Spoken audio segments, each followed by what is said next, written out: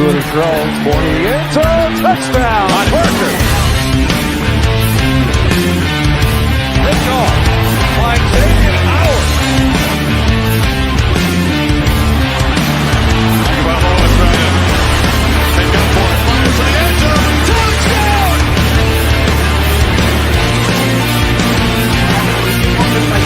That's hard work.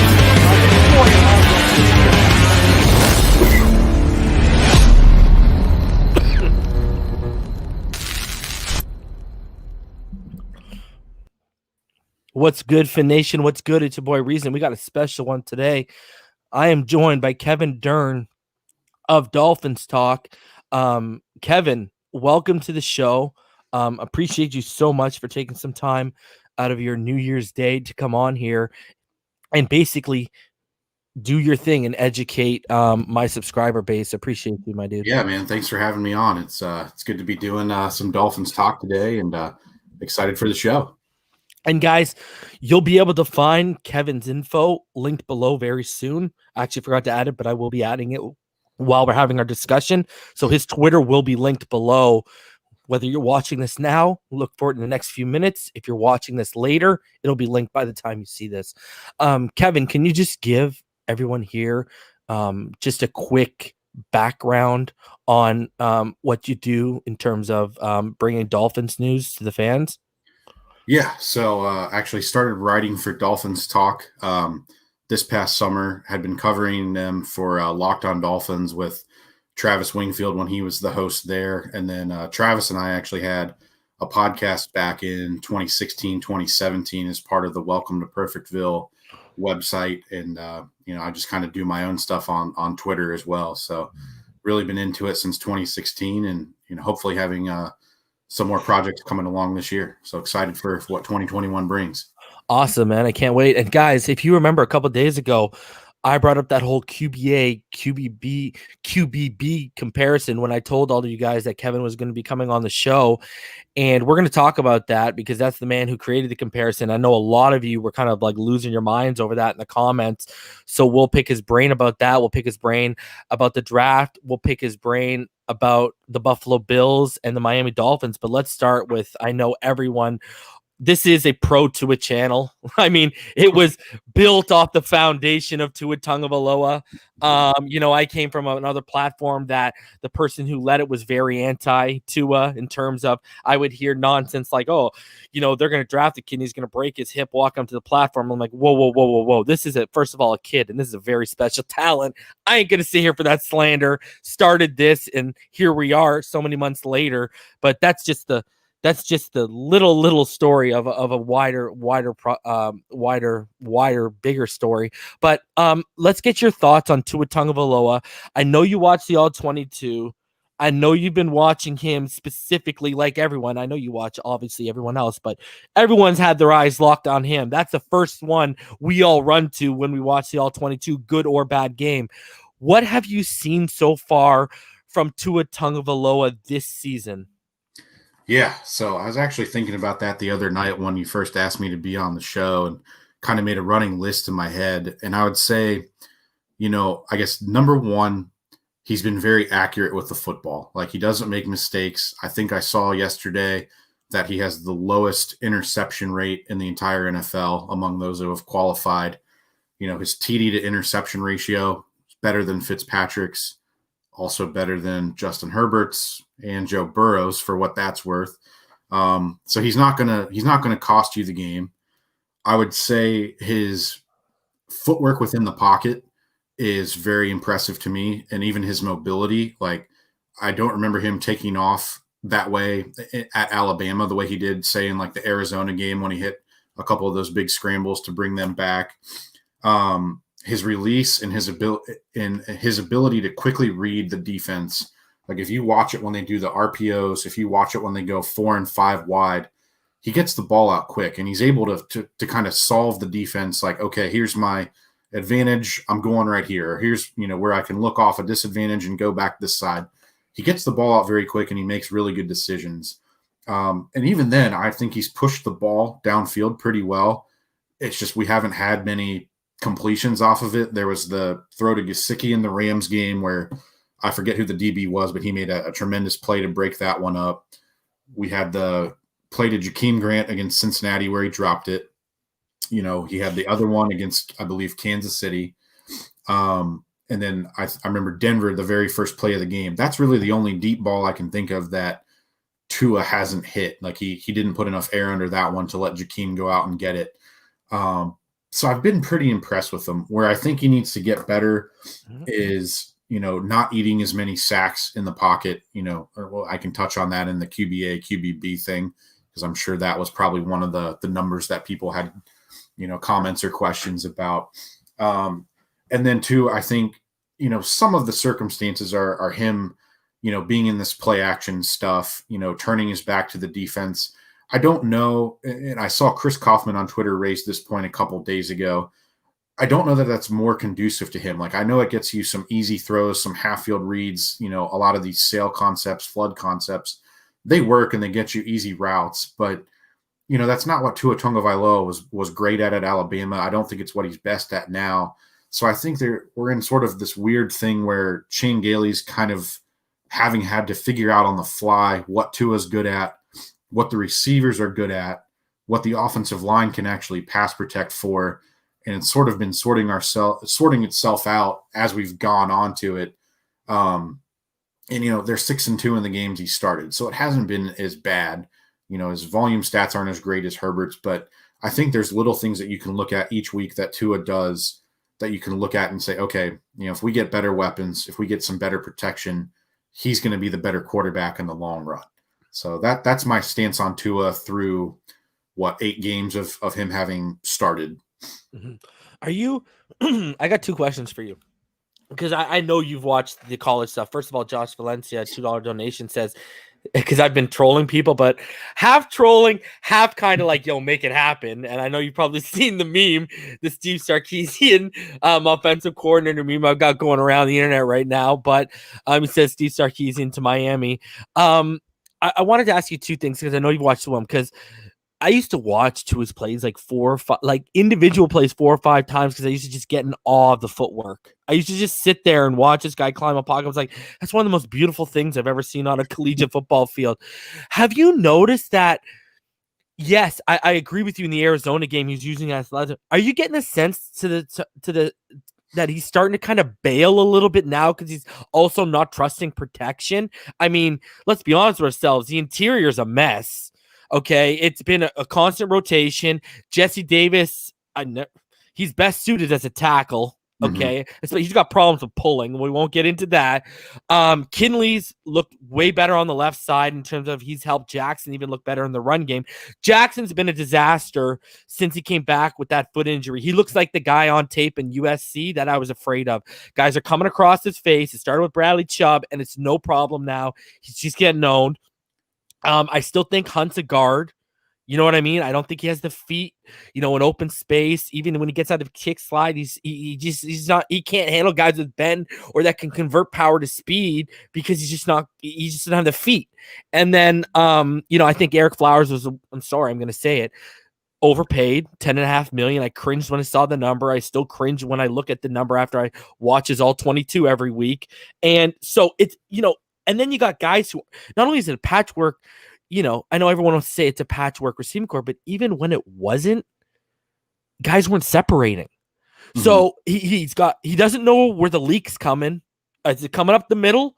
Because, the guys, Dante pointed out very well. I know you've seen it. Look at when he comes out of his kick slide, Hunt, he's basically already into his lap. You know what I mean? Like, it's just a disaster right now. And so I just want to say, because he was so good at climbing, resetting, and making a throw, I'm seeing him bail a lot more than I'm used to and that I've ever seen of this kid. And do you think that's because he's not trusting the protection right now? I think it's a couple of things, and I think it's been more specific games than just overall. Like the Denver game, give credit where credit is due. Vic Fangio is one of the best defensive coaches in the league. Yep. It hasn't quite worked out as a head coach, but remember, he was, the 49ers defenses under him when Harbaugh was the head coach were top 3 in the league every year. Like, he knows what he's doing. I think Miami's going to have some hard questions to answer about the offensive line this offseason. Mhm. And, I do think a lot of the problems stem from having Eric Flowers and Jesse Davis inside at guard. Even a lot of the times when Austin Jackson looks like he's at fault, I think it's because there's twist games going on and Eric Flowers either passes off late or there's some kind of missed call where, Jackson and Flowers end up hitting each other and a defender comes free. Yep. So all the time. I do think to some degree that, Tua's kind of reared its head in the Raiders game last week where Tua, started climbing the pocket when he didn't have to. And then sometimes when he needed to escape the pocket, he didn't, and then tried to climb it and ended up eating a sack or, having to throw it away real quick. I think those issues are going to be able to be ironed out. I do agree that if you can get Solomon Kinley on the left side with Jackson, I think that's our best combination over there. The 2 games they had it worked pretty well. Cincinnati and New England, we ran all over them. The right side, with Robert Hunt, I'm willing to give him another year just because it's such a big jump from the Sun Belt Conference to the NFL. Didn't have preseason games to really kind of get acclimated. And he got thrown in the San Francisco game, if I remember correct, was his first start. He's had good and bad games, just like any rookie, I think. You can say the same for Austin Jackson. Really until he got hurt, he was playing really well. Since then, it's been kind of a mixed bag. I think they've got to get better at the guard spots, and I think one of the solutions is stick Solomon Kinley at left guard, and then, you have Flowers, you have Davis. Michael Dieter looked pretty impressive against the Patriots. Maybe you need to draft someone. I don't know what the right answer is, but I think you need to consider upgrading over Eric Flowers. The Ted Karras thing is kind of a hard decision because I think he's done a great job in pass protection. And I do wonder, I remember Dante kind of brought this point up the other night on your show. If you end up with a rookie center, say Creed Humphrey or Josh Meyer, someone like that, is that going to hurt the whole offensive line even more because you don't have that veteran presence kind of identifying the defense, identifying pressures and blitzes and things? Is that going to stunt your progress and stunt Tua's progress as a byproduct of that? So that's kind of where I'm at. I think you could bring Ted Karras back, and if you get the opportunity to draft a Creed Humphrey or whoever you like, go ahead and do it, but maybe work that person in as a guard or work them in slowly until everything else on the offensive line is where you want it to be. Your second question about the receivers, I think, it's been kind of a weird thing because Tua's really only had Preston Williams for a game and, a quarter and a half of the Arizona game. So he hasn't had that. Devontae Parker's been banged up the whole year, missed 2 games. Gesicki's missed a game. Jakeem Grant, I think he is what he is at this point. He's a guy who should probably be your 4th or 5th guy and a kick returner. He just hasn't been consistent enough. So, the separation thing, I think that's more built and geared towards Fitzpatrick. He's always been good at throwing into traffic. He's obviously not afraid to throw 50-50 balls. They basically beat the Philadelphia Eagles last year, just throwing it to Devontae at will.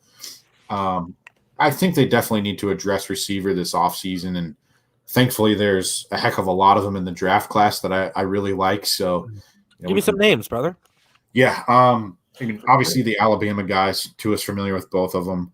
I'm higher on Jamar Chase than it seems like a lot of Dolphins Twitter is, and I guess I get the trepidation with it. He's kind of more of the same with Devontae and Preston Williams, but if you're bringing in Jamar Chase, you're probably moving on from one of those two. Probably, I think it's fair to say Preston Williams hasn't been healthy 2 years in a row. Yeah, you have to take that into consideration.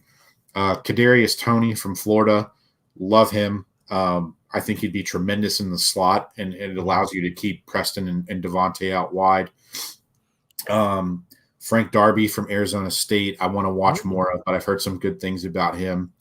Really like Rondale Moore from Purdue. I don't know. I live in Big Ten country. I live just outside of Cincinnati, so I've seen Purdue play a lot. I've seen Ohio State play a lot. I think Chris Olave could be interesting, although I don't know that he's not. I don't know that he's the perfect fit for what you want, but those are a couple guys that I really like for Miami. Can I get your opinion? Have you watched any of Rashad Bateman?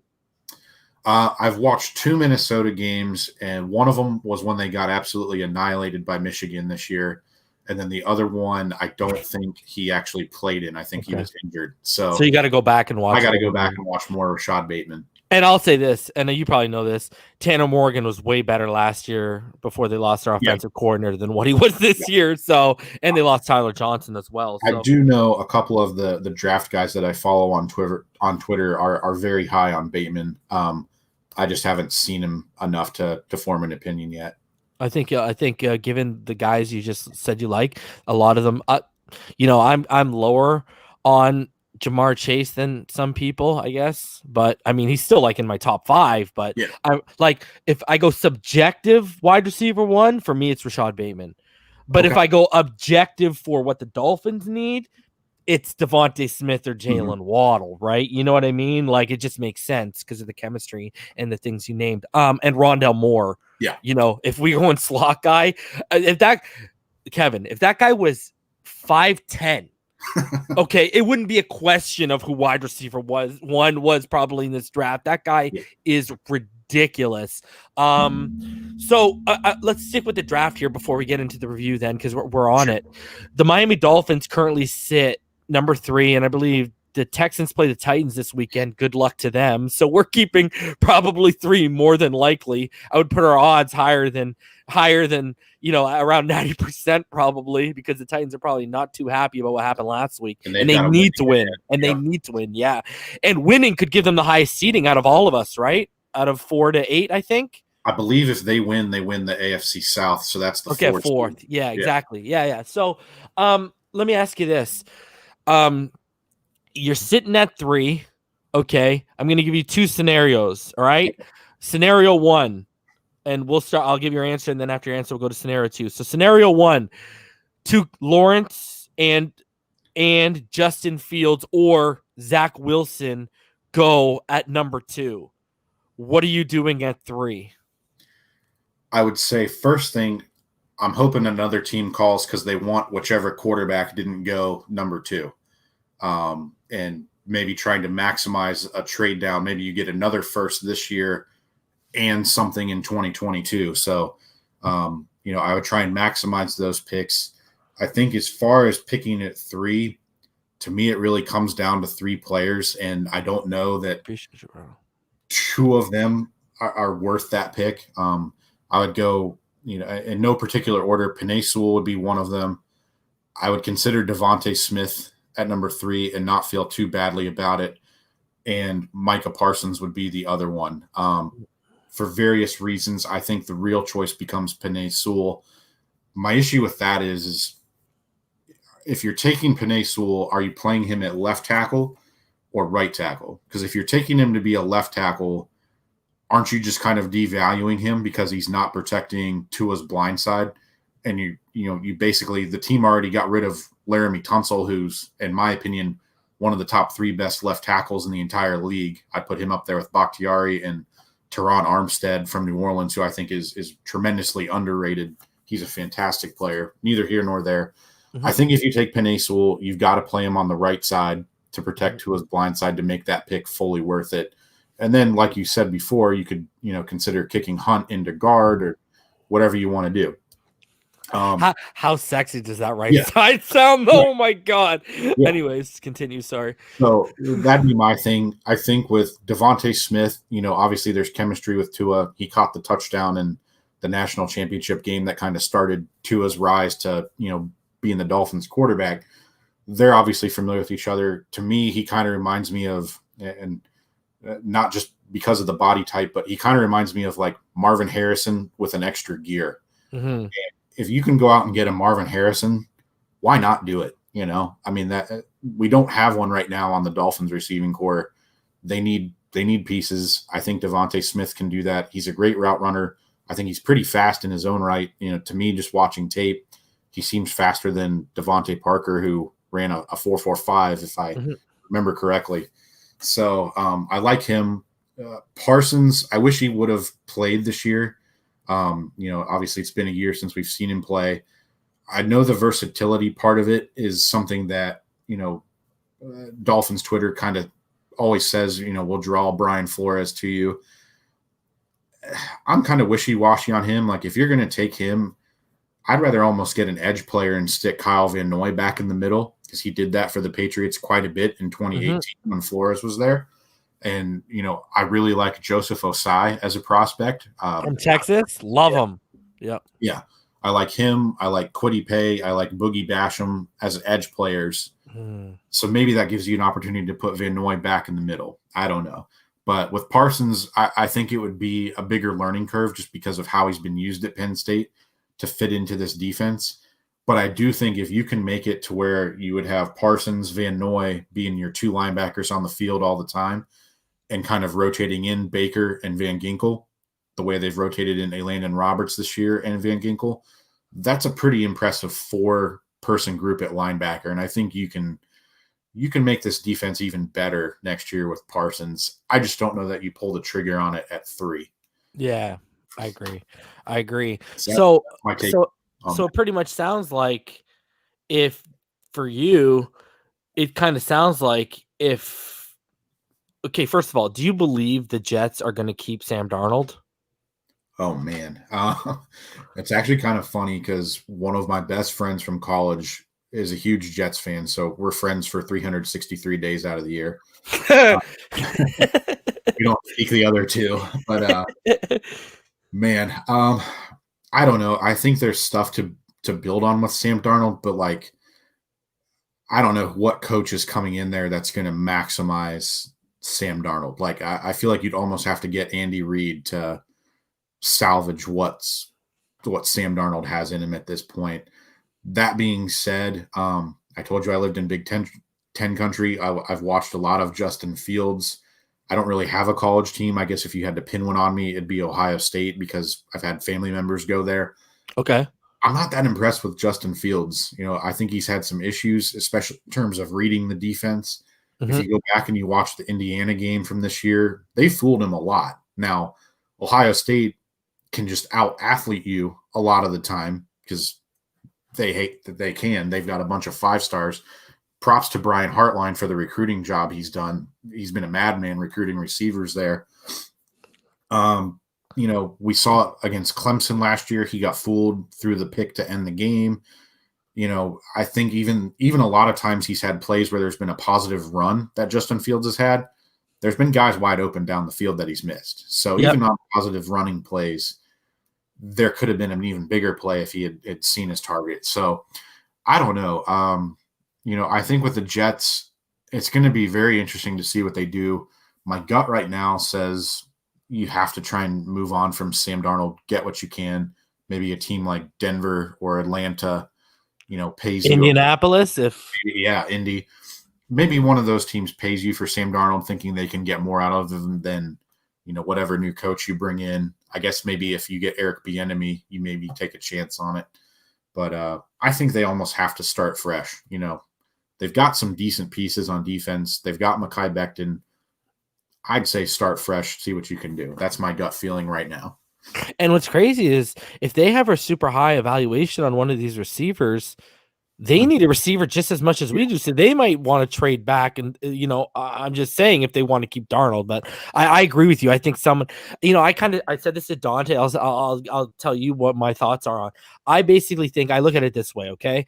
If I'm a coach, all right, and I'm coming in and I got to create a whole new culture, a whole new vibe to this New York Jets organization, which quite frankly, it's been a disaster until Douglas arrived last year and gave them a flicker of hope with a pretty good draft class. Mm-hmm. So he's proven he can draft. Darnold's not his guy, right? Douglas didn't draft Darnold. He's not committed to him, right? So my whole thing is if a coach comes in, he's probably going to have the same mindset that's not my guy. And then look at it this way.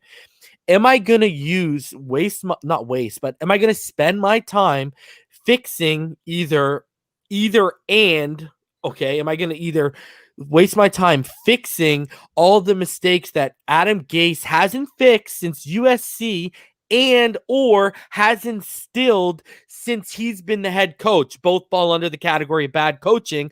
or am I going to spend my time with a fresh new mind that, I hate to use this word, hasn't been tainted by the the NFL's bright lights and bad coaching at the NFL level? And here's the thing, that fresh mind, I can mold it and shape it like Play-Doh under my vision, right? And under my culture. It just doesn't make sense. And I do agree with you. I mean, Dante pointed out processing and making his reads clearly has been an issue for Ohio State quarterback Justin Fields. This is nothing new, but I do think if you get that right, when you add in the athleticism, if you can refine him, if you get a guy who can develop quarterbacks in there, I think his ceiling is higher than Darnold. Now, I think his floor is lower than Darnold, right? But I think his ceiling is higher. You know what I mean? So, I just think I agree with you, man. I think hey, you never know. They might fall in love with Zach Wilson too. They're the Jets, right? So, I just wanted to ask you quickly before we get it, when you look at free agency that's about to come up, are there any names that stick out to you? Like, I know I've heard the rumblings of, from people who I guess we could say are connected, of Juju and them monitoring the whole Juju situation right now. But I've also heard that it has to financially basically make sense. They're not going to overspend on this guy.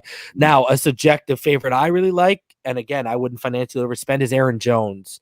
I mean, I think he's so underrated. The guy catches like go routes from Aaron Rodgers. You know what I mean? I think he's just a complete back. I don't think he has a lot of wear and tear and tread off those tires because of how he's been used over there. But are there any names when you look at free agency that, okay, this guy makes sense? And I don't think, like, personally, I would want Lindsley, the center from Green Bay, but I don't think they're going to let him because they got to only pay between him or Aaron. I think they're going to pay Lindsley.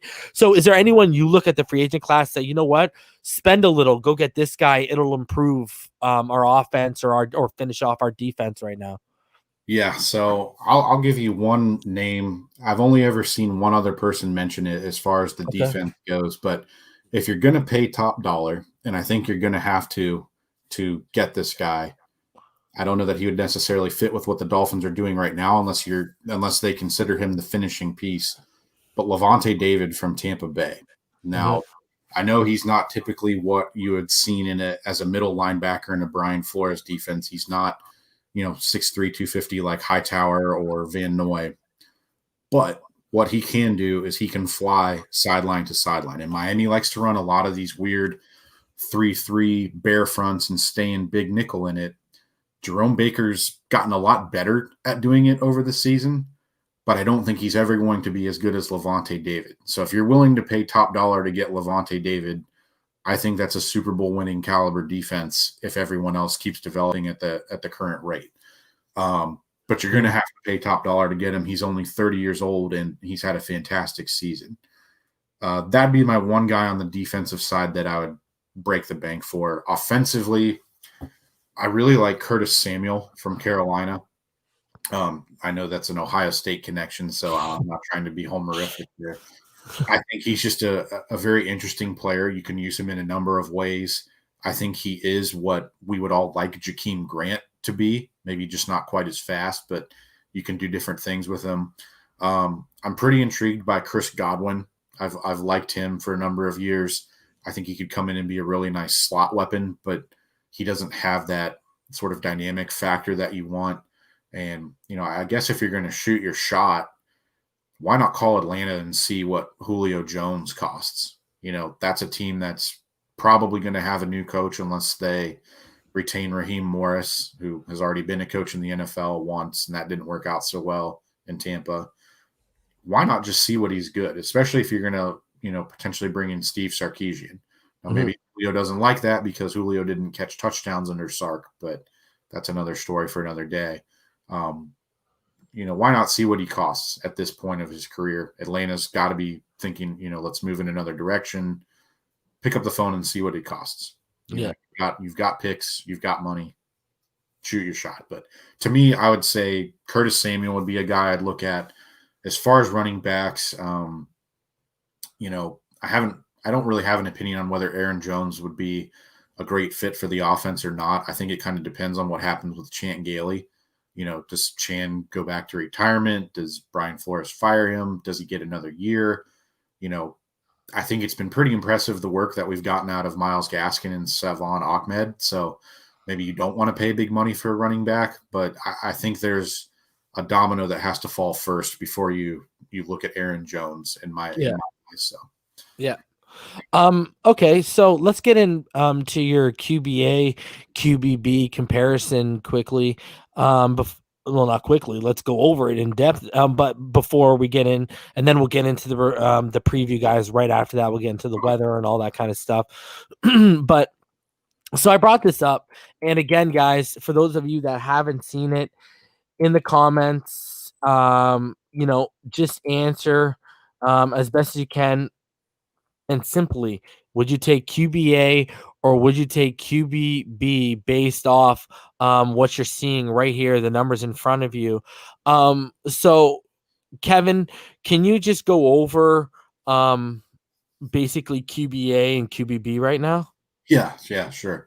So I actually got the thought for doing this right after the Raiders game because you knew the media, especially the Miami media, was going to be all about, Tua got benched again. Is he the right guy? Justin Herbert's got all these, big numbers and all that. So I had a nice glass of Lagavulin after the game and decided, okay, I'm just going to sleep on this, think about it in the morning. And I came up with this idea, like, let's take a look at what Ryan Fitzpatrick actually did under Chan Gailey. He's played this is his 16th season in the NFL. Mm-hmm. His 6th season under Chan Gailey. He obviously knows the offense. So my thought process was like, okay, his average amount of games played under Chan Gailey was 14 in those 6 seasons. So let's extrapolate Tua's numbers out to 14 and see what they would have looked like because he's not going to hit 14 starts this year. So I thought they were fairly close. And, really the things that are obvious are, number one, Tua's more accurate. He's better at protecting the football. Obviously, Fitzpatrick's yards per attempts and yardage is higher because he's not afraid to throw it downfield. Fitzpatrick's a veteran. He's seen all these defenses time and time again. Mm-hmm. He's going to get rid of the football quickly and take less sacks.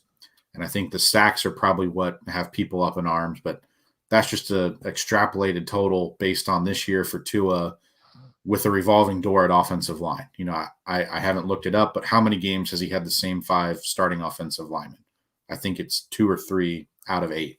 Mm-hmm. So my thought is, shouldn't this make Dolphins fans more excited for Tua if he's already almost doing what Fitzpatrick is doing, at his best? Fitzpatrick's career best season is included in this QBA number. He had 31 touchdowns, 15 interceptions for the Jets. I think that was 2015. That's Fitzpatrick's best season. Never thrown for 4,000 yards, ever, never. So my thought was like, look at this. Tua's a rookie. We have basically no real running game. We've kind of cobbled it together the last 2 or 3 weeks. We don't have a dynamic receiving threat that is consistent. Devontae Parker's been banged up the entire season. We've had a revolving door at offensive line, and Tua, these would be his numbers over 14 games compared to what Fitzpatrick has done under 6 seasons of 14 games under Chan Gailey. To me, that's pretty impressive. And I think when you couple it with all the other things that I mentioned before that I see on film, that should make Dolphins fans excited. And the way that Chris Grier has set up this offseason, you've got 4 picks in the first 2 rounds. 3 of those picks are going to be within the first, 35 or 40 picks, most likely. Mm-hmm. You've got a huge potential to build this offense up the way that you want it. And, this is what Tua had basically averaged over 14 games with what we have now. Just think about if we add a Devontae Smith or a Jamar Chase or, a Najee Harris, what else can this offense do? So it's more just a thread to kind of illustrate, here's the baseline, here's where Tua's at. We should be excited about this because he's got a lot of potential to grow. And then especially if they end up moving to a different offensive system or they start calling games more like how Chan Gailey's called them for Fitz. I would cite, I think Chris Kaufman mentioned this on Twitter. I thought it was a great point. The second Jets game when Tua was out with the thumb injury, I think something like all but 9 of the first 43 plays of that game were passes. When has Tua really got the chance to cook, so to speak? He's always had these double and triple tight end formations. He's doing bootlegs. clearly he's been better when the offense has been opened up and we've gone 4 and 5 wide, or had an empty set in the backfield. So I don't think it's fair to really judge Tua because he's sort of been playing under different circumstances within the same offense as Fitzpatrick. So that was my point in doing the thread. Yeah, the numbers you just put up right there, I think kind of illustrate what I'm getting at and what Chris was getting at. So, we have to give him a chance. It's way too soon to write him off. And I think above all, if anything, with regard to the benchings, Brian Flores has played this as damn near perfect as he possibly could have played it. They almost won they almost came back and tied the Denver game. They beat the Raiders. He's doing all this in the middle of a playoff push. He's basically brought in a rookie quarterback cold with no real offseason in the middle of a playoff push. I mean, how is he not the front runner for Coach of the Year? Instead of preparing to become a Miami Dolphin, he was rehabbing to become a Miami Dolphin, right? Like while Herbert was playing in the in the Senior Bowl, while Joe Burrow was playing in the national championship, in the offseason when Joe Burrow was working with Carson Palmer and TJ Houshmandzadeh and Jordan Palmer, Tua was rehabbing. People don't realize this. He was not like sitting there taking live reps for months and months since January. He wasn't like that. People, not only did he have to shake off game rust, he literally had to shake off basically that rehab rust in that game against the Rams. People don't get this, man. Like his first 4 games, that would be, those would be the games in a preseason where he can get a quarter or 2 quarters and start getting those live reps and start getting acclimated to, oh, this is how fast the game is in front of me. Oh, this is how fast a window closes in the NFL. Oh, this is how fast the pocket collapses. You know what I mean? Like people don't take the context of those things, Kevin. It's crazy to me. To piggyback off that, I want to go back to his first 2 games he played against the Rams and the Cardinals. Obviously Michael Brocker sacked him on the first pass attempt and caused the fumble, right? When did he get hit the rest of that game? I mean, he did pretty well at getting the ball out. It was short, it was easy stuff, but against a front like that, who I believe the Rams have like the number 1 or 2 total defense in the NFL, which is yardage, not points. And then to come out and basically go toe to toe with Kyler Murray the next week, who, was red hot at the time, and come out victorious. I mean, Justin Herbert didn't do that. Joe Burrow didn't do that, and let's not say it was all on the defense, that Cardinals game especially. Kyler Murray was probably the only quarterback who's been able to avoid some of those zero blitzes, and he's so quick. He actually ran right through the blitz several times for first downs. I think he had 110 yards rushing against Miami. So it's not like the defense had a great day against Arizona. That was more Tua keeping them in it and then going to win it at the end of the game in his second start. Like, to me, that's pretty impressive. And I think that's sort of the beacon of what he could be once you get this offense built up. If he's that consistently week to week, we're starting a Super Bowl window, next year, in my opinion, if that's what we are able to do. Yeah. And I wanted to, another thing people aren't forgetting too is how many sacks has he managed to avoid with his athleticism or his, pocket presence and his ability to maneuver the pocket. I mean, he's avoided a handful of sacks as well, right? Like he's been pretty elusive, and it's elusiveness he didn't have to display often at Alabama, right? He didn't have to. First touchdown run against New England when J.C. Jackson came off the edge. Yeah, gave him that little dead leg and ran for a touchdown. Yeah, and he dragged Colwert into the end zone with him, who was grabbing his jersey. And shout out to Martin Ukepi. He donated $5. He said Tua is going to have a year 2 similar to Lamar Jackson's year 2, both going through too much criticism while winning. And you brought up a good point, Kevin. That New England game. Here's the thing. You mentioned Fangio earlier, right? About people need to give credit to Fangio. Well, people need to give credit to Marinelli. People need to give credit to Belichick. Let's take the Rams game away because, again, the rehab rust. He hadn't played since November. No offseason, no whatever, okay? So let's take that. The only 3 people that I'm stifled him of as a passer are Belichick, Fangio, and Marinelli. I mean, those are pretty three Mhm. respectable defensive names last I checked, Kevin. I mean, Yeah. am I losing it? No, I totally agree. And part of me wonders, like, if some of the criticism has sort of been doubled down on Tua, because if you really think about it, like going back into the 2019 college football season, you know, no one expected Joe Burrow to even be in consideration for the number one pick. He had like a fourth or fifth round grade at that point, Yeah. based on what he had done at LSU. Justin Herbert, people knew he was big. He had a big arm. They were still pretty iffy on him.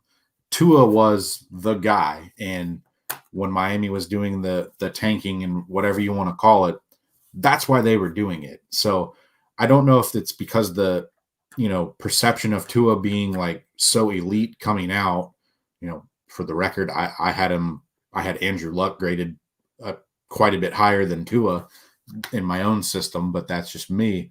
But like, I feel like the media perception is that he was such a great can't miss prospect. And then now, because he doesn't have the volume stats that Justin Herbert's got, the criticism has kind of been shined on him more brightly, even though Miami's in the middle of a playoff push and the Chargers have been eliminated for a couple weeks now. And you're right. And I mean, but again, Kevin, people don't take the context of these quarterbacks are in different systems being asked to do different things in totally different situations. I mean, I tell people this all the time. From day one, Tua had something to play for. From day one, Herbert and Burrow were playing for a draft position. Let's keep it a buck with ourselves right now, okay? I mean, they look like it's crazy. You never think one player makes a difference. They look like a totally different team, especially defensively without Derwin James, and it just happened again. But anyways, let's get into this preview here, and let's start off, of course, with a quick weather update, because guys, as you know, I was joking around with Kevin before we went live here about how I give you guys the weather report every week, and it's the 1 week where, guess what, it actually matters this week. So let's go through that. And this is your weather report, quarter by quarter weather report. So at kickoff, you're looking at snow, quarter 2 snow, quarter 3 snow, quarter 4 snow. It's going to start out at about 32 Fahrenheit, and it's going to feel like about 25. And then it's going to get to, it's going to feel about 27 by the end of it, but it's going to be cold, and there's going to be like 7 mile, 6 mile gusts of wind. So, hey, there is talk that there might be rain involved too. It's apparently going to be snow and rain. So Tua's never thrown in the snow. Hey, Chan, establish the run and stick with it, kid. I don't know what else to say right now. Work in this, be smart with the passing plays. That's all I'm going to sit here and say. Gaskin, we need you again. Those 169 yards of scrimmage, we're going to need a repeat performance, I think. So anyways, continuing on, we go into the injury report. And the latest injury report, guys, it looks like this. It looks like everyone's going to probably be good to go. Jakeem Grant limited, Kinley limited, Lawson limited, Devontae Parker limited, Flowers limited. For the Bills, AJ Brown was activated off COVID today. And then you got Cole Beasley. It sounds like he's not going at all. So, yeah, there is your injury report, guys, for this game on Sunday. And a little quick update directly from the Miami Dolphins themselves. If none of you had heard yet, and I want to get Kevin's thoughts on this, because we did kind of talk about this to an extent. So news broke yesterday, guys. Ryan Fitzpatrick, he tested positive for COVID-19, and he's out for Sunday's game against the Bills. And that's courtesy of Tom Pelissero and Ian Rappaport. And then the Miami Dolphins, then later on in the day, guys, they made a couple moves and they made a couple announcements. And Jake Ruddick, who we had seen being brought in for a tryout just recently, well, here's your answer as to why. They've signed Jake Ruddick.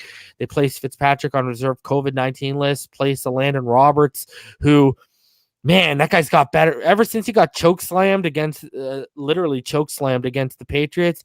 He's gotten better and better every week, and dare I say, one of our better run stoppers right now. That's a big loss. Yeah, that's a big loss, man. And you know what I love about him, Kevin? Not only will he stop the run, he'll blow. If there's like a fullback or a wingback back there, he'll blow them up, then blow the run up. And they've activated my boy, guys. He's coming.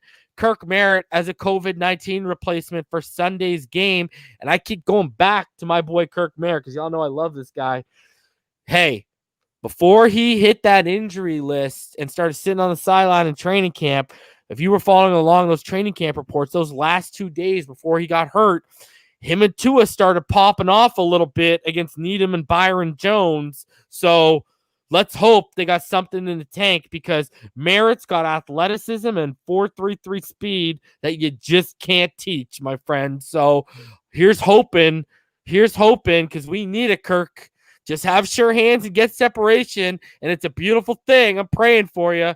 So I want to get your thoughts, Kevin, on the loss of a Landon Roberts, and also Chan Gailey doesn't have his safety blanket this week. So, it's Tua time or die. So I want to get your thoughts on Ryan Fitzpatrick being out and the loss of a Landon Roberts, if you could.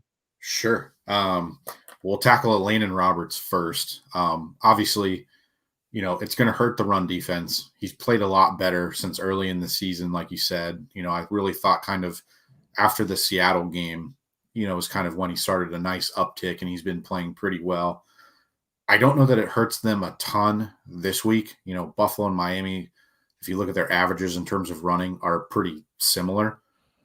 Where I think it's going to really hurt is, let's say Miami wins against Buffalo on Sunday, and you've got to go play Tennessee in the playoffs.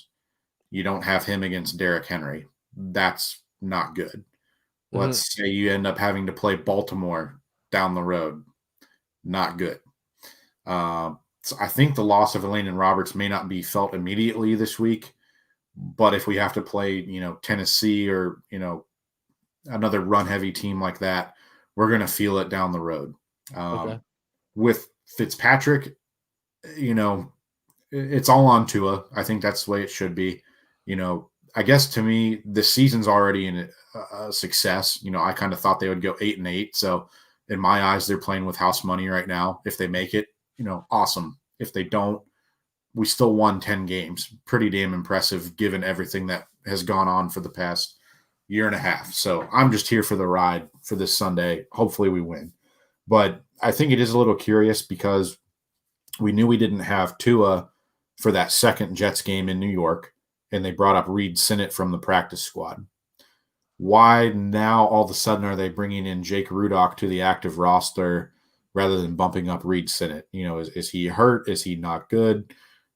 I guess kind of a small alarm bell went off in the back of my head when I saw that, because That's a good point. He really hasn't been with the team since like the off season. I don't believe he was there for training camp, if I remember correctly, or if he was, he got cut fairly early. So how familiar is he really with the offense? And, God forbid if Tua gets hurt or something like that and he has to play, are we better off just using like Malcolm Perry and Lynn Bowden as Wildcat QBs at this point?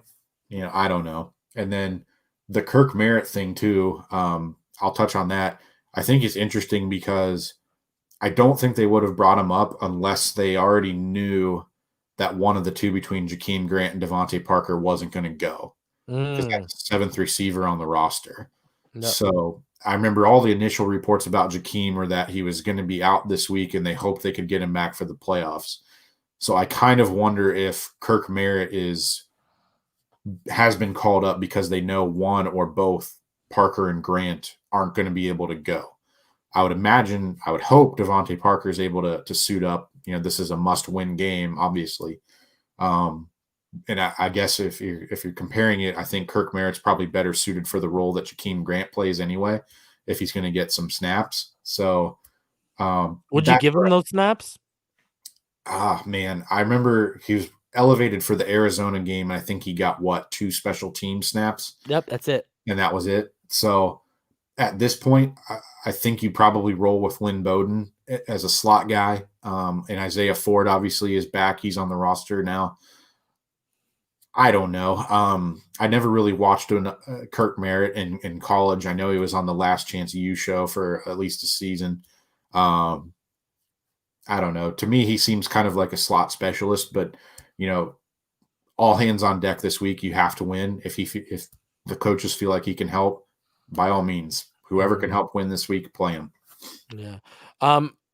So I actually watched Last Chance U for the first time a couple months ago because I heard that too. He's not on it. It's one of the teams that was on it. He ends up coming to the team like the season after they were on Last Chance U. Yeah, so I've watched a couple games from him. He played some big boy. I saw him play some big boy teams. I saw him play if I remember correctly, it was Georgia and Alabama.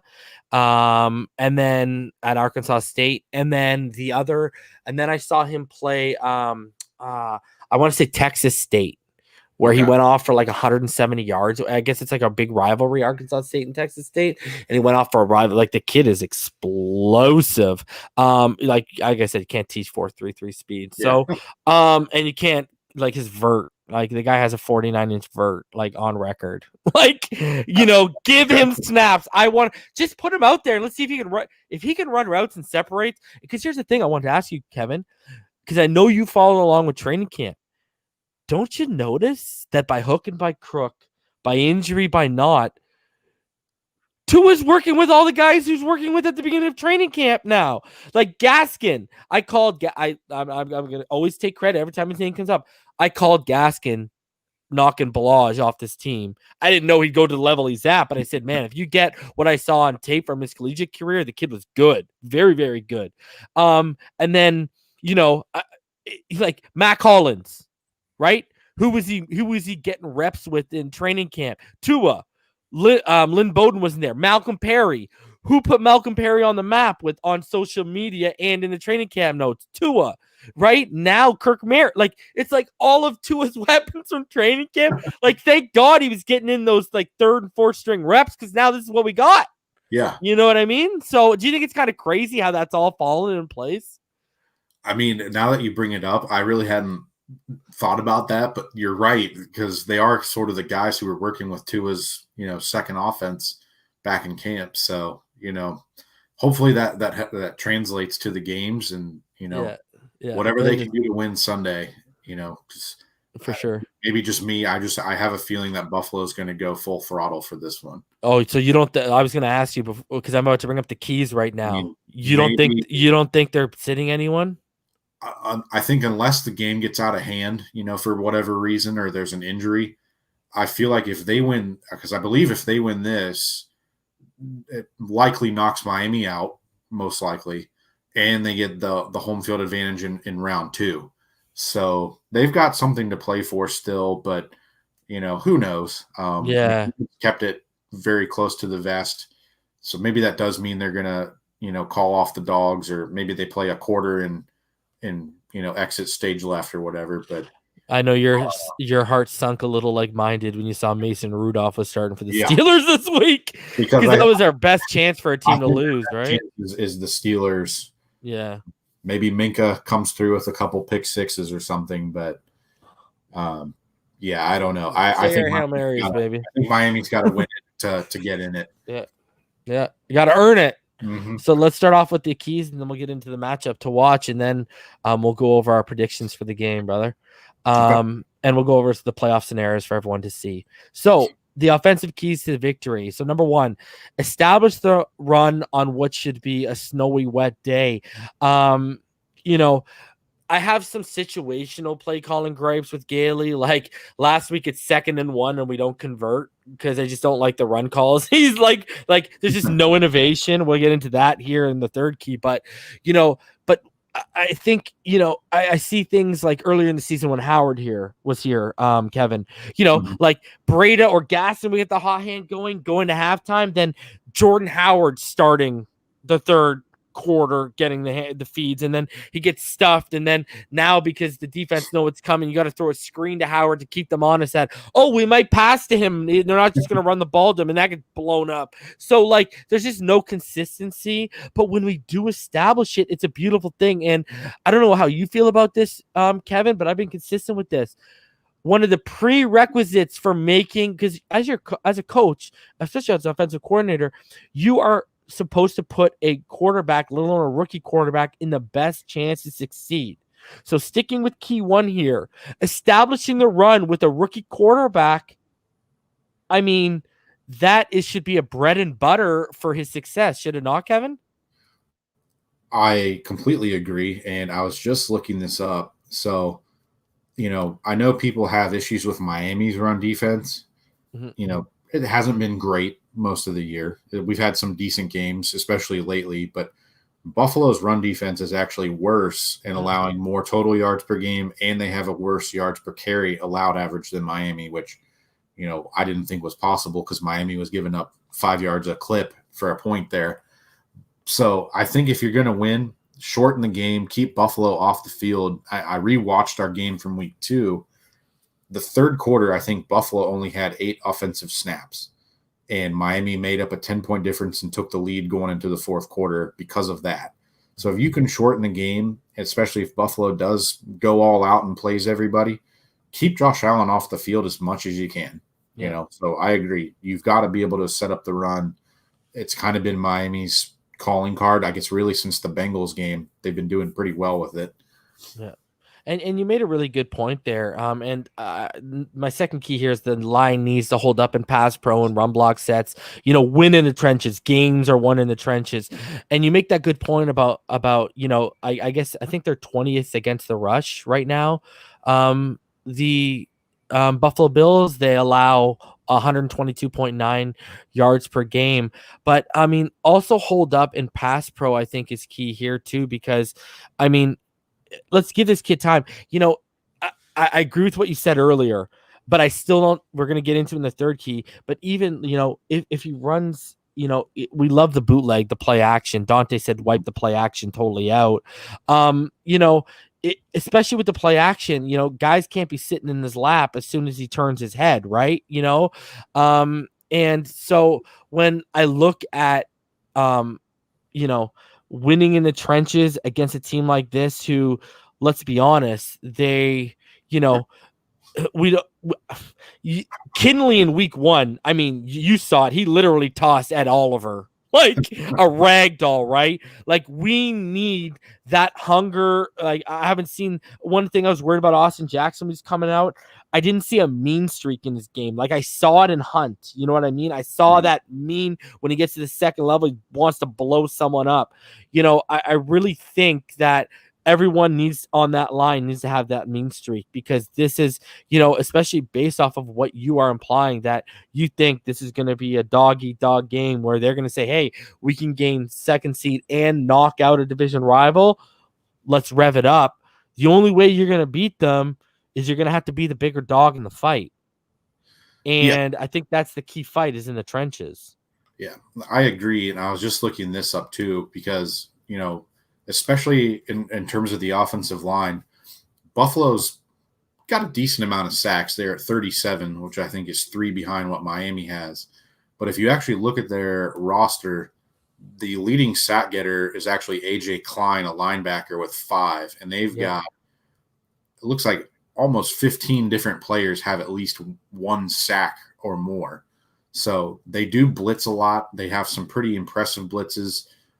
That's always kind of been a Sean McDermott thing. And, the line's going to have to be on their toes. I don't care if, some of the main guys like Milano and Edmonds are out or sitting or whatever the case is. They're still going to have some pretty impressive pressure packages. So the offensive line needs to have a good day.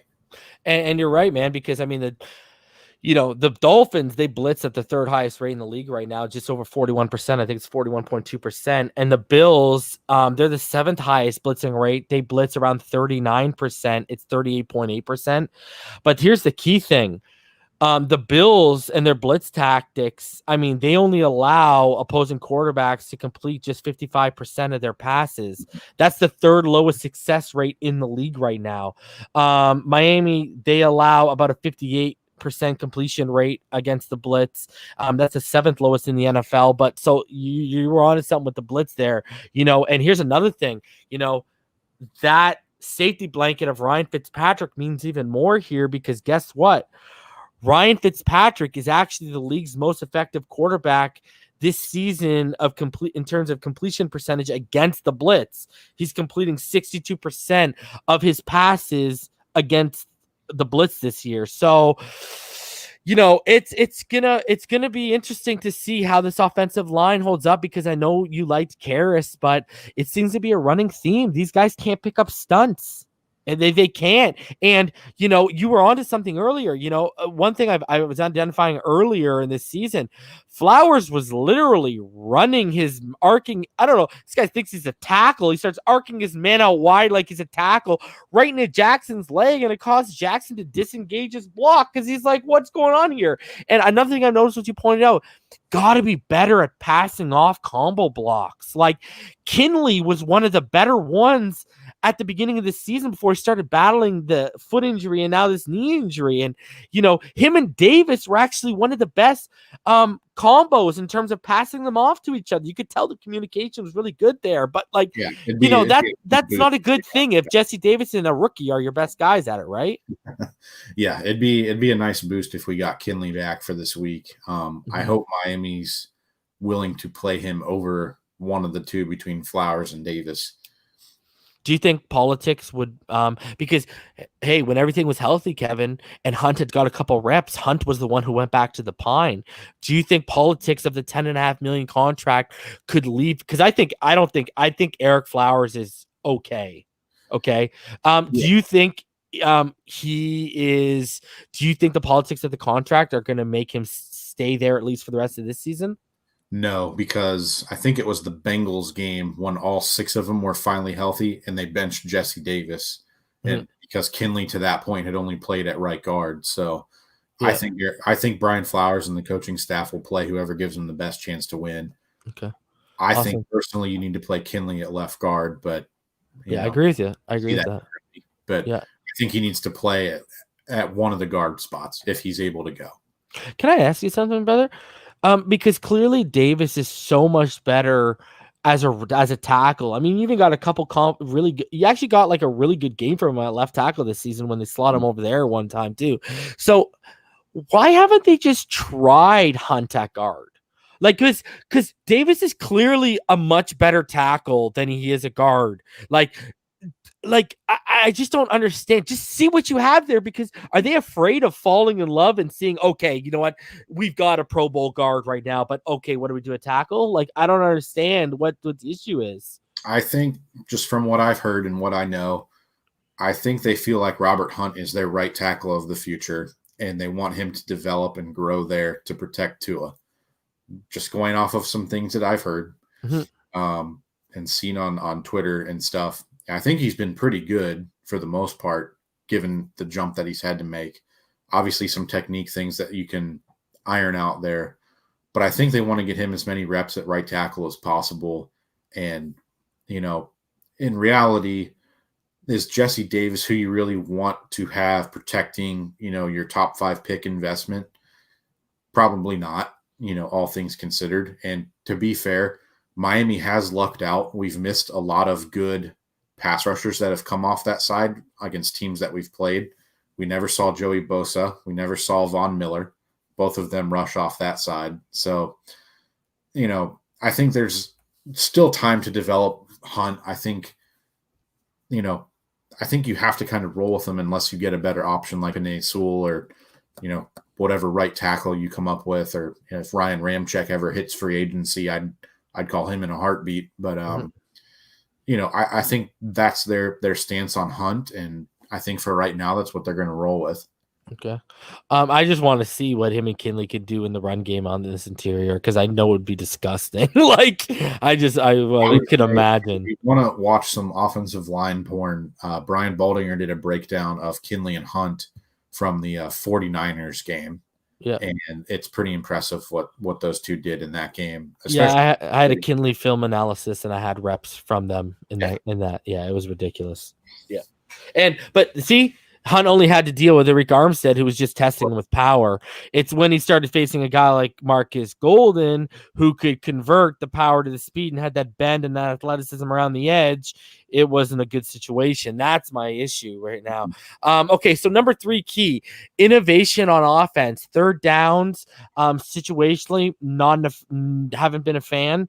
It's been like even when Fitz was in there, this is not a Tua thing. This is a Fitz thing because I've stuck firm with that Seattle loss was not just on Fitz.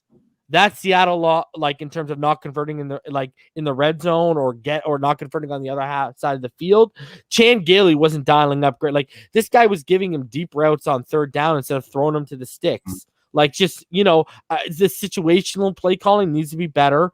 I want to see up tempo. And Kevin, I've been like this. Listen, if you're down by 3, use it. Get the lead. Get the ball back quick. Okay. Hit the up tempo again. Go up and get another touchdown. Now sit back. Use the up tempo like a chess piece. It's obviously not sustainable for 60 minutes, but use it in proper situations. And let's be honest, Kevin, we haven't had a game where we've come out throwing the up tempo. Why not try this weekend? It's the perfect, especially if you want to keep it short and quick and rhythmic, you're going to do that on a wet day. I'm not looking for deep stuff. Empty sets with wider splits when we're throwing the ball.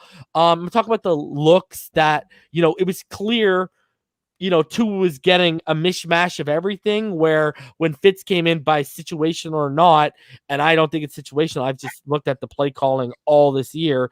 He is getting wider splits. He's seen the empty sets a lot more. I know the RPO hasn't been effective when they ran it with either or, so I get why they're kind of not trying to use it. But, I was sold that I was getting an RPO genius, and I'd seen the tape. We drafted one of the best, the premier RPO collegiate quarterback of all time. Not utilizing that is a travesty, but we won't get into that. Mismatched parts though, in my they're not ready for it. Like they're not ready for it. It hasn't worked well when they've used it. And to Tua, I gotta be objective. Tua, for example, has missed a read inside the 10-yard line on that Shaheen leak out on that RPO where he chose to run it when Shaheen leaked out empty and he was just right there. So I mean, some of it's on Tua, not just on. It is what it is. But anyways, innovation. That's a key word, Kevin, because, when I found out Chan Gailey threw out all of his notes on defensive coordinators and other defenses, and he's been relying on people around him more than ever, my heart sunk because I was told by him and by everyone else that, he's really innovated his offense off watching football the past couple of years since he's been retired. I think you're going to have to be innovative and throw things that they haven't seen on tape to beat them. What are your thoughts on this key, Kevin? I think it's a fair key, but I would also counter it and say, I can't think of any game this year where the coaching staff hasn't had a dead to rights pulse on the game. They've gotten these big leads against Jacksonville, San Francisco, the Chargers, and they've basically sort of just said, okay, we're going to punt and play defense in the second half. And they've been bang on right every time they've been able to win. So I think Brian Flores has a pretty good feel for the pulse of the game and stuff. As far as Gailey being innovative, I think sometimes we see it and we don't recognize it. We had that weird little play, I believe it was the New England game, where Malcolm Perry came in motion. Tua was in the shotgun, and Perry took the snap and did a QB sneak for a first down. I saw 3 teams have done that in the past 2 weeks, that same sort of play. New Orleans did it, and I think Kansas City did it. Mm-hmm. So there are things that Chan Gailey's done that I think are creative, that are clever. I'd love to see them open it up a little more, especially on third down. Tua seems to be able to get the ball out very quickly when it's open. Mm-hmm. I don't like trying to run it with Savon Ahmed and Myles Gaskin. As good as they've been, they're not guys that are going to bang it up between the guard and the center for 2 yards and get a first down. That's just not their game. So I do agree that Chan Gailey could be better. As far as him throwing away the notes and stuff, I take that with a grain of salt. Like they obviously have other coaches on staff that can help prepare, and not that I'm defending or being an apologist for Chan Gailey, but he's kind of in the same boat with Tua. All of a sudden you go from working with the quarterback he spent 6 seasons with to a rookie who's got a different style, different demeanor. You've had a hodgepodge of different receivers out there, different line rotations. Really, the one unit that's been consistent all year has been the tight end unit. And, they have I think 11 touchdown receptions, on the year, something like that. So while the volume stats don't look good, I think things could have been a lot worse if not for Chan Gailey being able to kind of piece things together. That being said, I do think some more innovation has to take place. I do think it's very interesting that they have George Godsey, who's the tight ends coach. That's who I think's the next man up if they hire in-house. I agree with that. I do think it's interesting that he's doing that. I do think they need to bring in more concepts that Tua's run at Alabama. I agreed. In terms of 4 and 5 wide receiver sets, we just don't have the horses to really, even if they do it, other than Devontae Parker, and I suppose you can lump Lynn Bowden in there. He's been kind of impressive. They need an upgrade. They need Preston Williams back. They need more speed. We just don't have it, and we're not going to have it until this offseason. I gotta ask you, Ray. I gotta ask you this, Kevin. Mm-hmm. Why am I seeing? I haven't seen Gesicki motion one time with Tua as a starter. All of a sudden, he goes out of the game. They're motioning him inside because they're like, "All right, let's exploit Gesicki versus Raekwon." They tried it like once earlier in the game, and and they went away from it. And they went more conservative. Fitz comes in, they're like, "All right, let's eat off Raekwon." And I'm thinking to myself, like, Tua's proven to you he can eat with Gesicki. Raekwon's proven to this coaching staff he can't cover worth a good goddamn. So, I mean, I wonder how much of that is Fitzpatrick being able to recognize the situation and get into a better play versus, Tua's a rookie still. Yeah. He doesn't know enough or doesn't know what he doesn't know yet to be able to do that. So without knowing the actual play call or what the situation was, it's hard for me to speak on it, but Fitzpatrick's a smart guy. I would imagine he's probably, hey, this play might get us 8 yards, but if we motion this or change this, maybe we get 18 or 20. So that's my guess. Yeah. And clearly he's got way more power out the offensive line than Tua would have right now at this stage of his career, right? All right. So the defensive keys. And so obviously number one, stop the run. I know Zach Moss has been playing well lately. Singletary, he had a big game recently too. They know, like we know, we can get leaky at times against the run. Josh Allen and this includes Josh Allen using his legs to extend plays. So just key in on the run. We cannot let these guys eat us up the middle. I know we don't have that alpha middle linebacker. I know we don't have that 2-down gap filling, run stuffing, 350-pound, but he's only 6'2", so he's short and wide. He just fills gaps. Run stuffer yet. Raekwon's done a very admirable job. Everyone knows how, not only was I high on Raekwon before the draft, I literally on air, Kevin, said on day 2 as the stream started, we need to take Raekwon Davis with 56, and lo and behold, they took him with 56. So I'm huge with this kid. My ceiling comp with this kid is Chris Jones. I look at the frame, I look at the length, I look at the way he can play. I see Chris Jones, but a lot of people don't realize Chris Jones started on the outside and then he worked on the inside, right? So, the ideal thing for me, I don't know how you feel about this, Kevin, was, get a Tyler Shelvin, get a Lorenzo Neal from Purdue, get someone big and short. You plug in there for 2 downs and you can flank him with Wilkins and Raekwon. Then on passing situations and 3rd downs, shift Raekwon right back into that middle and let it rip. I mean, I don't know how you feel about that. And then add in obviously that alpha, because I agree with you with what you said earlier. I actually thought when they signed Kyle Van Noy, they were going to use him more inside out as opposed to outside in. I thought that's what we were going to get. And when we didn't get, I was like, okay, that's surprising.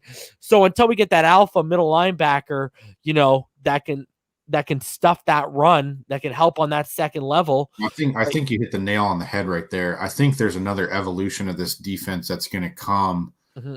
We just don't have that player in-house yet. Like not that there is another Dante Hightower, but someone who can, be a run-stopping 3-down player for us in the middle. We just don't have it. Mm-hmm. As far as Raekwon, that's actually a pretty interesting comparison because when they first took him, I was kind of puzzled. That was kind of the one pick where I was a little like, okay, doesn't make as much sense to me. But then I thought about it and I'm like, okay, if you have this guy bulk up, he could be like an Alan Branch. People forget Alan Branch kind of went from us to, being a pretty good role player for some good Patriots teams. So I can see it both ways. I guess for me, the nose tackle type thing, that they've played so few snaps for the Patriots, I wouldn't want to draft one, in the first 3 or 4 rounds, just because if you're doing that to play 10, 15 snaps a game, I think there's better ways you can spend those picks. But I do agree that they need a fourth body who's consistent. Mm-hmm. I think it would have been interesting to see what would have happened had Devon Godchaux not gotten hurt. Yeah. I think he's going to get paid and leave anyways, though. That's my thing. I think he's probably looking for more money than the Dolphins are going to give him. Yeah. Unless he does like a 1-year prove it deal type of thing. He's still playing for another team and then, 2 years down the road. And Benito's an odd case because he's actually a better pass rushing nose than he is a run stuffing nose, which is they're out there, but they're very few and far between. He strikes me as an odd fit, and there's a reason he's only playing like 5 or 8 plays a game. So exactly, more to come on that. But I agree. Stop the run. That's got to be the first thing. And keeping with the front seven, because stopping the run is really a job of the front seven. Going with you, Kevin, cause their offensive line fits with our front seven. I know this is your matchup to watch, our front seven versus our offensive line. So, my friend, the floor is yours. Go have it, buddy. Yeah. So, like I said, I rewatched the game from week 2, and a couple of different things happened here. And it's going to tie into key 3. So sorry if I. No, go ahead. You can take both keys, brother. It's all you. Go. So Josh Boyer, second game as a defensive coordinator in the NFL. He's got Byron Jones and Xavier Howard. Tries to play a bunch of cover 1. And if you watch that game, it looks like Miami has a hard time generating pass rush. I went back and rewatched it, and it's because they were level rushing the entire game. There weren't many pass rush games. There's no twists. There's hardly any blitzes. We hadn't even used the cover 0 look to that point of the season. And a lot of times fans on Twitter will say, oh, our pass rush sucks. I'm like, well, it doesn't suck, but they're rushing to try and keep Josh Allen in the pocket. And I think they went all in that week 2 game saying, okay, we've got Byron Jones and Xavier Howard. We're going to keep you in the pocket and make you beat us with your arm. Well, Byron Jones gets a flat tire on the 4th play of the game, and he's out. Xavier Howard, I think a lot of people forget, had been on a pitch count the week before against New England, didn't play the entire second half. He still wasn't 100% healthy at that point coming back from that knee issue. So I think that's why he didn't end up covering Stephon Diggs when Jones went out. Because if you watch every play Jones played, he was on Diggs. Yep. So, they basically sacrificed Noah Igbenogany to the football gods that day. And, what happened, and it was always going to happen. Yeah. I think now the key is you have to be able to mix up some of your pressures, because they did a pretty good job of keeping Josh Allen contained as far as using his legs. There's one play where Jerome Baker completely missed an assignment, and he and Van Noy both covered the back, and Allen ran for like 14 yards. And the worst part of that play is he literally points out to Van Noy, you take that man, and Van Noy looks at him and nods his head, and then he follows. I'm like, what are you doing, Jerome? I think one key is Jerome Baker's got to have a better game. I wrote an article about that Buffalo game, and Miami had a lot of chances to get stops. And I think Buffalo kind of knew they could pick on Jerome Baker that day and did it. I think they've got to be able to generate some sort of pass rush, whether that's blitzing, whether that's doing the cover 0, whether that's pass rush games up front. you've got to be more aggressive, I think. And then really, we kind of saw it start in the San Francisco game. Miami really started to vary the coverages that they started using. We've seen a lot more cover 3. We've seen 6. We've seen 6 buzz pretty much from that 49ers game on. We didn't see any of that. It was basically cover 1 and 2-man the entire game against Buffalo. So I think Miami's going to be more prepared this time. If they want to man up, hopefully Byron Jones doesn't pull his groin on the 4th play of the game like he did the first time. I think there's more options, and I think all of the guys, because, Byron Jones brought up this point on Good Morning Football, there's a bunch of new faces on defense. That was only the second game they had played together. Now I think everyone's kind of got a better feel for the defense, what their role is, how they're supposed to play. I think you have a much bigger toolbox to kind of work with this time around. And who knows, maybe Matt Barkley comes in and you feast off of him. I hope that happens, but if it doesn't and we've got to face Josh Allen, I think Miami as a whole unit is better equipped to stop him this time around. Yeah. God, I wish it was Jake Fromm, not just so we could beat up a racist, but just so we could pick off that pop gun arm. Do you think X gets number 10 today, Ziggy Zag X? On Sunday, sorry? Man, it'd be awesome if he does, but I feel like they're just going to stay away from him. And they stayed away from him for the most part in that first game. They threw a couple crossing routes, like mesh concepts at him, where he's always kind of had trouble covering these big transcontinental crossers. That's just kind of, he's more of a linear straight line guy. But other than that, they didn't really throw at him a ton in that game because they figured out they could pick on Igbenogany and need him. So maybe he does. Maybe he gets some more chances. But I think Byron Jones is kind of the key to the secondary this week. If he has a good game shutting down Diggs, if all those starters for Buffalo play, I think that's our key to slowing down Josh Allen. And I mean, you alluded to some of this, but I mean, for the reasons stated above, that's all I'll say. The matchup to watch that I've selected is Boyer versus Dabble. You got one of the hottest offensive coordinators right now against a defense coordinator that seems like, again, if you look to where he was earlier on in the season to where he is now, it looked like earlier on in the season he was calling the game almost a step and a half behind, letting the offense dictate, and now it's totally done a 180, and Boyer's really started to come into his own with his defense. And I think this is going to be, and I didn't go with specific players here, guys, because I truly do believe, I don't know if Josh Allen's going to play every single quarter. I mean, if I'm a coach, I'm not risking a guy like that. I mean, he moves the way he moves, and all it takes is for him to get outside the pocket and a guy like Ogba or someone to lay a licking, and it's a wrap. And, you're going to go in to the playoffs with Matt Barkley. So hopefully they don't get up like heavy on us early. Hopefully we can get up on them, because then I don't think they'll just sit around and play comeback. But I think this is going to be the matchup to watch, because I do think Dabble is going to have to work with two different quarterbacks at some point. And if Boyer can keep both in check and keep Dabble and his offense in check, I do think that the Miami Dolphins are going to be going to the playoffs, because really I'm actually not worried about our offense against I'm more worried about what they're going to be able to do against us offensively. I mean, because they're 4th in yards per game. They're 2nd in passing yards per game. They're 6th in points per game. I mean, this is going to be the battle of the first downs, because third downs. They're first in the NFL at third down percentage. I mean, they're literally converting at a clip of 50.3. And if you remember that game you went back to and watched, they converted 5 of 10 against us. Mm-hmm. And the only other team that's ever really come close to their conversion clip was, I believe, the Kansas City Chiefs.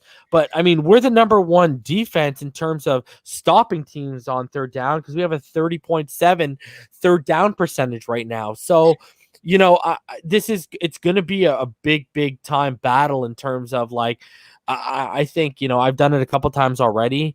I did Flores versus Belichick the last time we went out. And now, I think this is going to be a coaching battle that's going to be interesting to see, how they try to counter each other. Because, a lot of people think it's just the players that go blow for blow, Kevin, but coordinators and coaches go blow for blow too, right? So, Any thoughts on that matchup? Yeah, I think really, like, if you go back and watch that Buffalo game, for as differently as Josh Boyer called the defense at that time, which I don't know if this will make sense to everybody, he called that defense like Brian Flores called the 2018 Patriots. Cover one heavy, not really being super aggressive. I think now he's calling it the defense much more based on what he has in terms of talent with the Dolphins this year. I think he's changed his game plan. He's more aggressive. We should have beaten Buffalo the first time. We had chances to. There was some bad breakdowns in the secondary late that cost Miami. They started awful on offense in the first half and got lucky with that field goal right before halftime.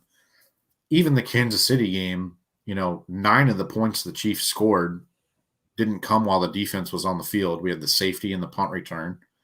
The other 2 touchdowns came when Bobby McCain was out. Mm-hmm. They really didn't do a whole lot when McCain was on the field. Let's just call it what it is. The defense played better than what the outcome showed in that Kansas City game. So I think really for me, the big matchup comes down to Tua versus Tua. He's got to play within himself. He can't press. We saw what happened in the Denver game. I think we started to see that a little bit against the Raiders. He had that near interception on his last drive. I think Flores recognized it and gave him the hook. So I think if Tua can play a good game, he's not going to be looking over his shoulder at Fitzpatrick this week. It's all on him. If he can play well, play within himself, I think Miami's going to have a chance to win this game. If Buffalo plays everybody and goes all out. If Buffalo doesn't, then, it's Miami's own fault if they don't win. Agreed. All right, so let's get into our predictions. So my prediction for this weekend, and I'll put yours in as soon as you give me it. I'm predicting Miami victory 23-13. I think we're going to establish the run. I think Tua is going to protect the football. I think the defense is going to get the job done. Yeah, I mean, I was going to say it in so many words, but not as eloquently as you put it. I don't think they're ready for this defense because they haven't seen this defense at its full potential and with all the cogs moving at the same time. So I don't think they're ready for what we got on tap for them. What's your prediction score-wise for this game? I'll go Miami 27-24. Okay. And I'm doing that assuming Buffalo plays to win. Oh, let me put that back in there. So 20. So you really don't think they're going to bench anyone, eh? That's just my gut feeling. But if they do, I would gladly send Sean McDermott a nice fruit basket or something. Yeah, I don't know, man. I mean, I guess you pretty much came to that conclusion when you saw Roethlisberger was out, right? That they got too much to play for now, like seeding matters. Yeah, because I think with the Steelers, remember they had their schedule get changed around and they haven't had a bye. Mm-hmm. I think that's basically Tomlin just saying, hey, our defense is good enough. Who cares if we don't have a second home game? We need to rest guys. Whereas I think Buffalo, especially now that they know they're allowed to have fans in the stadium for the playoffs, if you can get 2 games in Buffalo in the cold weather where you're used to it, maybe you can upset one of those teams and have home field advantage with the 2 seed. So for sure. All right, man. Let's get some of your you got any final thoughts you want to plug? If you want to plug anything you got out, an article, anything like that, the floor is yours right now, my friend. Sure. No recent articles out. I'm hoping to have something out after the Bills game this weekend. But you can follow me on Dolphins Talk. Hoping to have some exciting project news with them coming up in the next month or 2.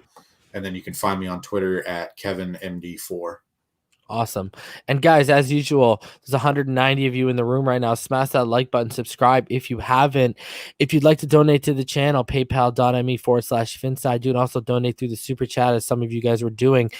You can also become a Finside the NFL Patreon, patreon.com/Finside the NFL. As usual, thank you to each and every one of the Patreons we have. There's 18 of you. And I mean, we appreciate each and every one of you that just spend some time out of your day to come and watch the content and interact with everyone in the comments. But I mean, if you're willing and able to open up, everything helps. I mean, it helps. I mean, you guys see the time I put in on the all 22 videos, all that jazz. So, I mean, it goes a long way. And as usual, thank you to each and every one of you that donate. Thanks to each and every one of you that just smash the like button and show love. So shout out to each and every one of our Patreons. You got Rhino Sith, Infinite Trauma, Fake Spike 94, Shake Money, Joe B, KL Day, Ramon Casillas, Seth, Mr. Two Bits, Slim Pickens, Red Dino, Big Time, Marino's Goat, Conflict, Keith Davis, your boy Trev, Josh, and Tranquilize. Appreciate each and every one of you guys. And as always, go to patchvibes.com. Use code FREEPATCHFINS for a free Miami Dolphins Silver 25th anniversary patch with your order. Do it right away while supplies last. Grab official Finside the NFL merch, teespring.com/stores/Finside the NFL. And as always, 10% off with code FINSIDE at This Is the Year. They got that Coach Flo nose shirt. They got a great Don Shula shirt. Go check them out. Again, our predictions. My prediction, Miami 23, Buffalo 13. Kevin's prediction, Miami 27, Buffalo 24. And guys, I will be back on Sunday for live reaction. I'll be back around 12:30, and we'll go through the whole game. We'll do post-game, 5-6 hour stream as usual on Sunday, guys. Until then, Kevin, thank you for spending some of your New Year's Day with me and my subscribers. It's been an absolute pleasure and joy to have you here. And I know everyone in the comment section is appreciative of everything, all the knowledge you've been able to drop today. And honestly, brother, I can't wait to have you back, and hopefully it's sooner rather than later. And as usual, guys, fins up all day, every day. Yeah, thank you so much. It was awesome to be on, and hopefully I can come back soon. Thank you, Kevin. We'll talk to you guys soon.